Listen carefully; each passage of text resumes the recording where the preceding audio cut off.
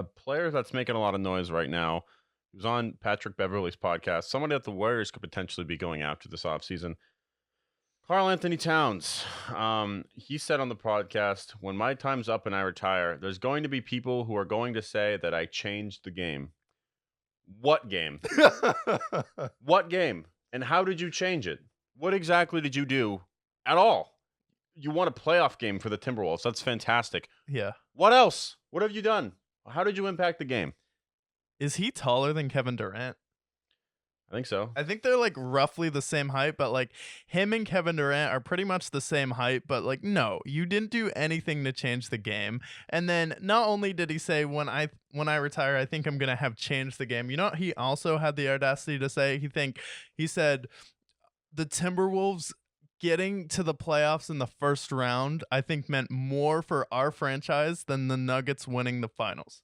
He said the Timberwolves getting bounced in the first round of the playoffs meant more than the Nuggets getting to the finals. When you have Anthony Edwards on that team, who is already better than you, by the way, you're not even the best player on your team anymore, because if I want a guy who is going to go out there and get buckets, I'm going to go with Anthony Edwards over Karl Anthony Towns. You've repeatedly shown you don't have that dog mentality. To reference the NFL that Nick Sirianni is always talking about. You don't have that. And then he also said, if I'm calling the plays, I would average 40. In what world? You are responsible for bringing Rudy Gobert onto your team. You want to talk about changing the game when you retire? Well, you're so bad defensively that your team thought it would be a great idea to trade 5 first-round picks and players for Rudy Gobert. That's how bad you are on defense. So it's like, you want to talk about someone changing the game, probably for the worse, because you don't play defense, and that's why your team felt the need to go out there and get Gobert. Sure, can you hit threes? Also, who else can do that? Porzingis. Did Porzingis change the game in any way? No. Joel Embiid did that. Joker changed the game before you. Kevin Durant, I don't know, Dirk Nowitzki, all of these guys who are better than you. And there have been players that have come in the league after you that have changed the game. Like even someone like Sabonis. Like, you're not even a good passer. Like, you're an okay passer, but like you're not even a good passer. Like, just how did you change the game? Like, it's the same as every modern day big man. It's like Here's the way to define it. If I can eliminate you from NBA history, how does it change the course of history? It's like the butterfly effect theory. You remove Steph Curry from the NBA history, the league is completely different. Yeah. LeBron James, Kevin Durant, Joker at this point, Giannis at this point. These are all guys that you remove them, things change. Even, you know what? Not to the same extent, but even Jason Tatum to some extent. Made the Eastern Conference Finals the last 5 years. He has more of an argument than Karl Anthony Towns does. Okay. But Karl Anthony Towns, what would happen if he was never on Timberwolves? Maybe they win one playoff game. Oh, wait, they did that already with him. Yeah. So what does that bring them to? They don't make the playoffs and they have an even longer playoff drought than they had before he joined them? Yeah. Because they had a 15-year drought before they ended up making the playoffs and winning a playoff game. That's what means more. And then the Denver comment for me. This is the thing that drove me nuts. Winning a championship. What matters in the NBA more than anything else?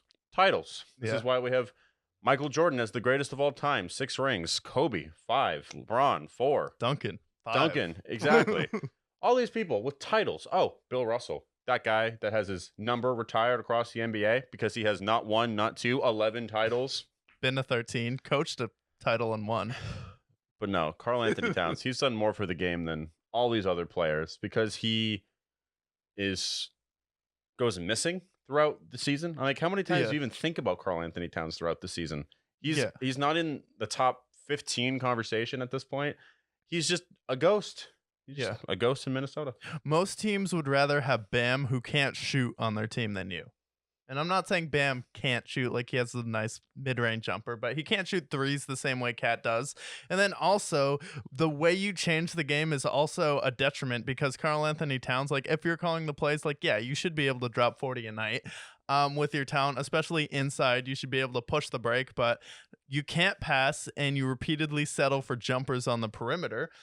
and you just don't have that will to take over the game. And then I like the point you brought up. Like, if we were to make, let's put it in like way people understand. If we were to make a list of players, and Thanos was like, "I'm gonna snap away half the NBA right now.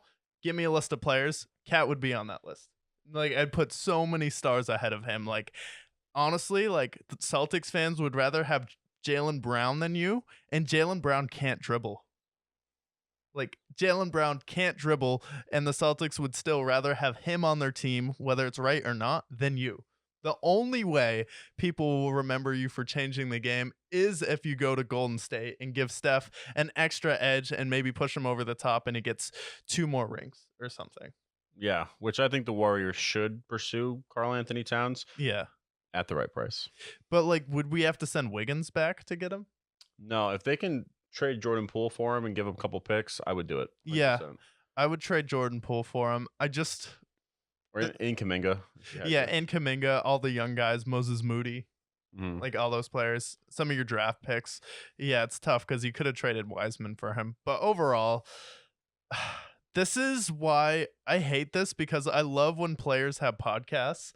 But I was talking to you about this earlier. I feel like this is why like people in the media and like the higher ups kind of like make fun of player podcasts, because of people like Patrick Beverly that just let players go on these tangents talking about how great they are, when really there should have been a point where he should have been checked in that podcast. Like, dude, what? You changed the game? How? What NBA, what world did you change the game?